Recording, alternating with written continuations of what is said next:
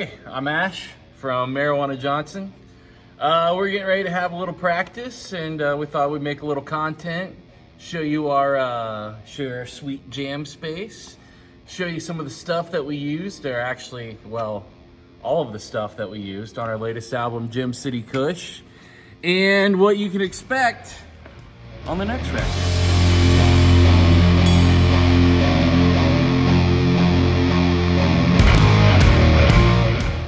Checking out all the sweet gear. We're pretty big into orange amplifiers, as you might be able to tell. Also just orange shit in general, looking at the drums. Normal, this is a orange Rocker Verb 100, running JJ 6L6s in there with a tongue saw, running the tongue saw 12AX7s. These are some older orange PPC 4x12s. These are running the Celestians. Well, I used to switch. I used to use the clean channel a lot with mostly, I got all my dirt tone from a lot of overdrives. So I pretty much keep the treble and bass at the same. I do a lot of my EQ off of my guitar, which is usually I keep the tone about half. But lately, I've actually been using the dirty channel with a boost. We'll get into that when we get into the pedal boards. But even then, I mean, I've got the middle of the bass slightly pushed up. I like to use the mids to push the thickness. I still back off the treble. I still roll off the tone as well on my guitar. I keep that about 50%. This knob's actually in the wrong space. I keep the reverb off. I actually, I simulate any reverb or spacey sounds with delay instead of actually using the tube reverb, which is kind of silly, but that's like a whole nother game.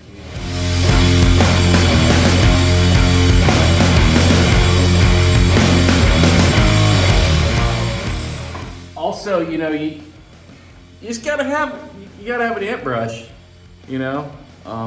Really, I feel like a lot of my tone just it really comes from the hair, you know. Yeah, let's get a close-up shot on that just to see the handwork, you know. I mean, really, you know, a side-to-side motion,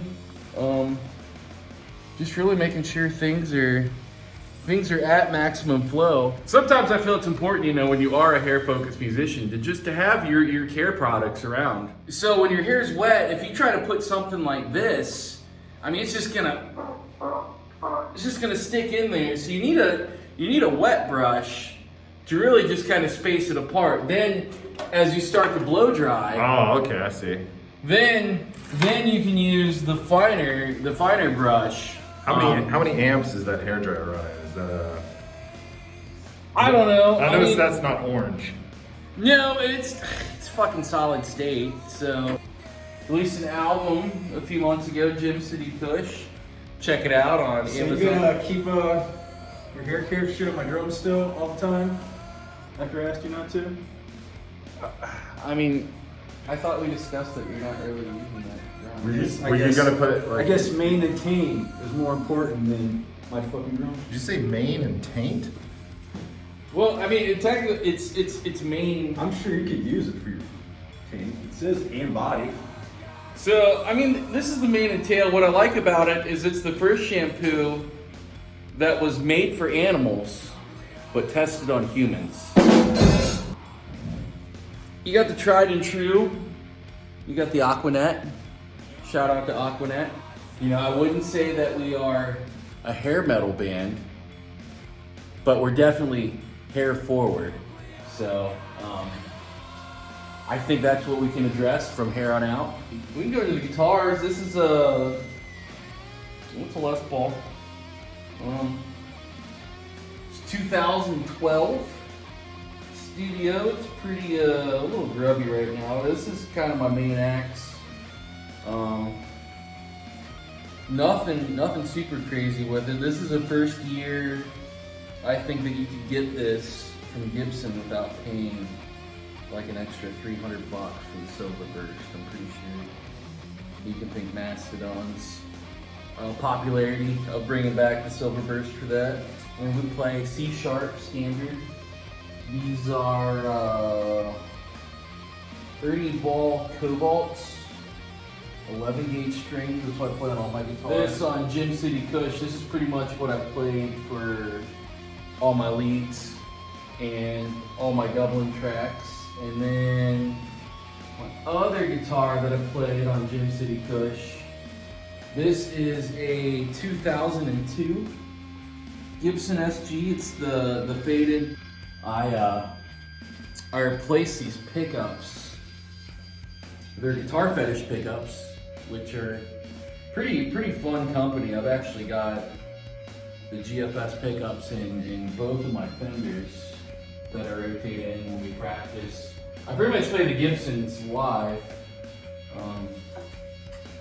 Not that there's anything wrong with Fender guitars, but I'm a Gibson guy.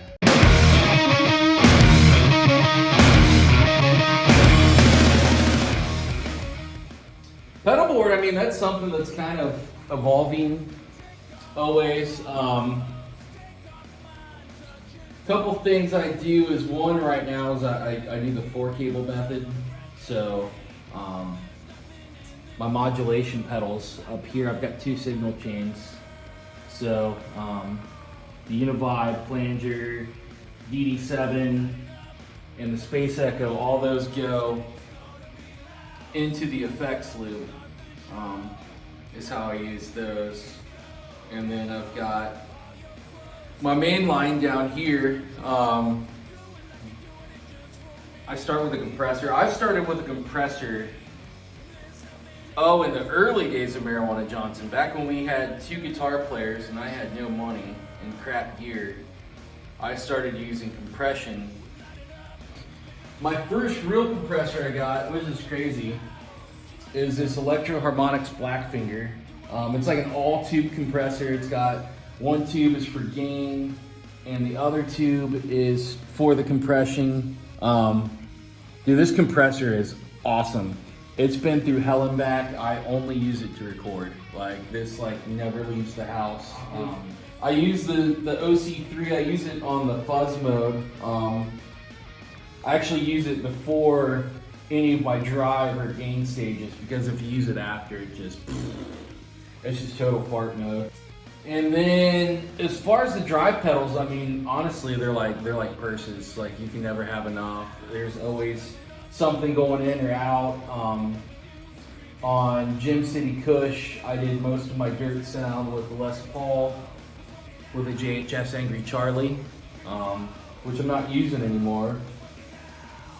And then all my rhythm tracks on the SG, I actually used this bad boy, made by my buddy Jeff Newell. It's the Omniuff. He's got 3 different kinds of, it's a big muff clone with 3 different kinds of clipping that you can turn on and off. Just super versatile pedal, super thick, super fun. That with the SG, just really complements each other. So right now, I've been on this Super Fuzz that Behringer makes. It's kind of the Electric Wizard sound in a box. So that's been kind of fun. I'll use that on the clean channel. And then as far as drive goes, I'll go down to the dirty channel and I just use amp distortion. You get that nice orange rock reverb sound. But then I'm boosting it. This is the Maxon 40th anniversary OD 808. It's like the original Tube Screamer 808. This is the collaboration with Earthquaker Devices. Shout out to Earthquaker. They're super badass and they're from Ohio. So I love a lot of the stuff that they do. Crybaby on the way out. I tend to do the Hendrix thing where you put a wah pedal after your fuzz or after your distortion, so you get a volume boost and it gets real nasty. Yeah, it's my rig.